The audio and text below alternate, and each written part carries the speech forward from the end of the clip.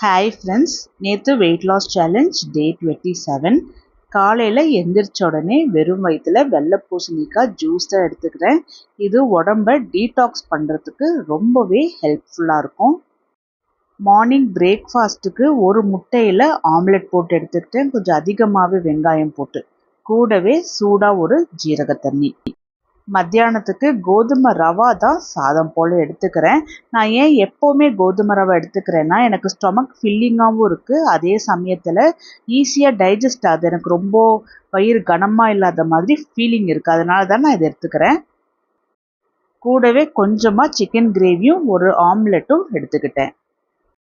சாயந்தரத்துக்கு கருஞ்சீரகம் டீ தான் எடுத்துக்கிட்டேன். கொஞ்சம் நல்லா சூடாகவே நான் குடிச்சிக்குவேன். அதே போல் நைட்டுக்கு கொஞ்சமாக பப்பாளியும் பிங்க் வாட்டரும் எடுத்துக்கிட்டேன்.